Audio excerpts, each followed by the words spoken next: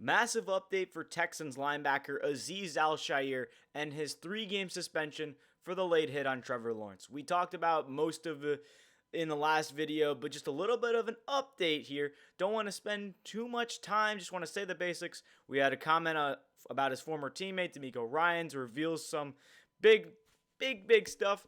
But overall, hopefully the last time I'll talk about this because we have some injury updates. We have the Dolphins game this week, so definitely a tough road for the Texans for the rest of the season. But let's get into it here. First things first, Azeez Al-Shaair appeals his suspension.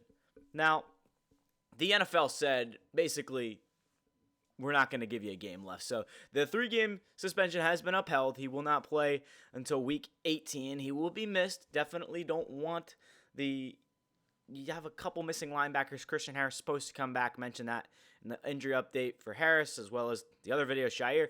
Besides the point, we're talking about this guy, okay? And when this news came out, he was not happy, to say the least. And Shaair went on Instagram. He went on social media. And when this news broke that the suspension was going to be upheld, he was like, if you want me to be your villain, I'll be your villain. See you soon. So I don't know if that fuels the fire for him or if he's just not happy he's suspended or if he's taking the words of other people on social media and not liking what people are saying about him, which makes sense. But it's a lot of speculation of what is going on right now with this drama behind the scenes. So I'm sure he's definitely not taking a liking to it. And I mean, how can you as a player? But this kind of brings me into my next segment here as to DeMeco Ryans' comments on what he had to say with Azeez Al-Shaair. So DeMeco after the game, it's unfortunate. It's not what we're coaching.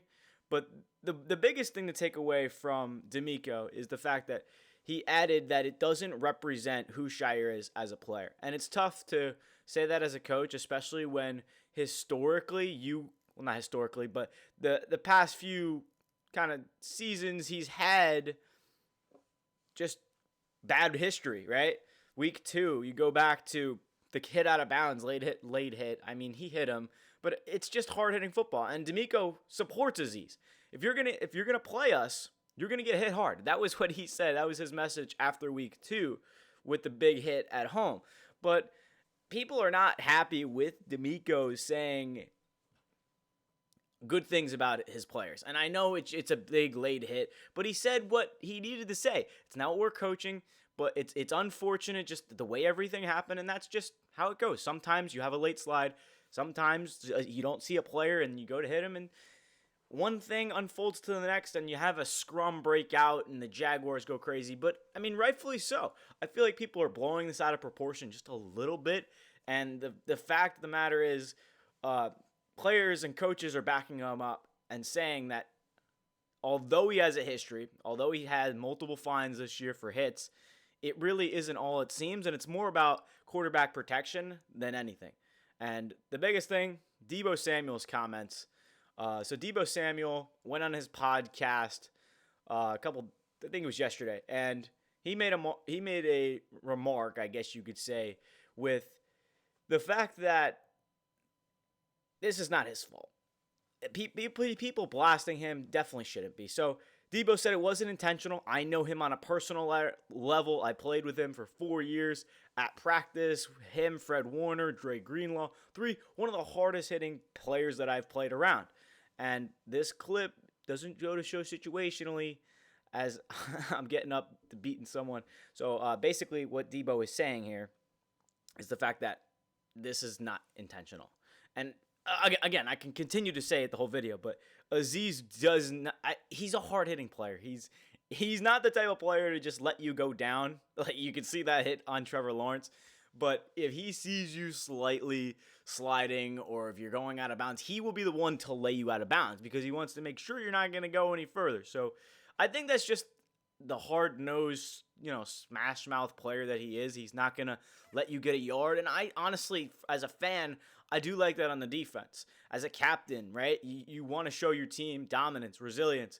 And the hit definitely on Trevor Lawrence wasn't the thing that I wanted to see. And that's the thing what Coach DeMeco Ryan said. He was like, hey, it happened. It was a hit. It is what it is. And I 100% agree with him. Now, should he have tried to appeal a suspension? I don't see why not. Hey, try and get a game off, but at the same time, it's almost impossible. Like 3 games, I think that was fair. I feel like they could have suspended him the rest of the season. Now, it does hurt to miss Azeez, but he should be back for the playoffs. The Texans have a decent stretch. I know they have the Dolphins, the Ravens, the Chiefs, and then the Titans to close out the year. So it's definitely not the easiest schedule, but hypothetically, we're 2 games ahead of the Colts, and we swept them this year. So that should give us a good leeway, even if we lose out the rest of the year. It would have to be a pretty big thing that the Colts pull together in order to win 3 of the next 4 here and just kind of take us out of the division.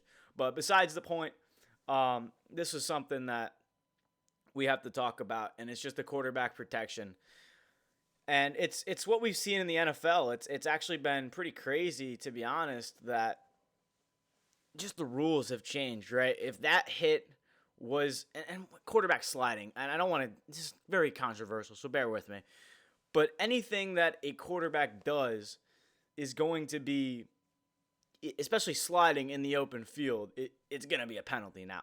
Now, I think the biggest problem is inside of the pocket. We've seen even a couple college games this past week where quarterbacks have just been hit really hard. So that's not what you want to see. In terms of how everyone's handling it for the Texans, I think they've done a tremendous job. Nick Caserio going out of his way and saying, hey, we don't condone this. This is not the type of player that he is. And same thing with DeMeco Ryans backing him up as well. And now you hear it from another player and Deebo Samuel. So I can start to not agree, but I can start to understand the players be like, okay, this is not intentional. And although it happens, more likely than not, I wouldn't hold it against him. So Azeez Al-Shaair, suspension update. He tried to appeal it, didn't get it. DeMeco is behind him on it. But overall, this is a big loss for the Texans. You definitely have a little bit of a slim linebacking core, especially if Christian Harris is not going to be ready to go this week. But we have to protect the quarterbacks. It was a late hit. It was a flag. It was an ejection. It was a fine. So there's a lot of things you have to take into account. And I know this has kind of died down a little bit, but I had to mention the Deebo comment, the DeMeco comment, and just everything of why this news is kind of still settling. It was a little bit more of a buzz last week, obviously, and it has settled down a little bit. But with Deebo going on his podcast and saying that it wasn't intentional and that he knows him on a personal level, I definitely think it helped Azeez's argument to the appeal. But at the same time, the NFL is going to do what they do. They've been a little inconsistent in the past history with just other suspensions. And if you compare what Azeez got suspension-wise to other players, it definitely is one of the worser ones, because I'm pretty sure Vontaze Burfict got like a 1-game suspension or something for a crazy late hit. So we'll see how everything goes. 3-game suspension, pretty fair, but he'll be back for Week 18 and the playoffs. Texans have a little bit of a rough stretch, but going to talk about that in the Dolphins preview as well as some injury updates. So thank you everyone so much for watching. This has been Texans Digest, and we'll catch you in the next video.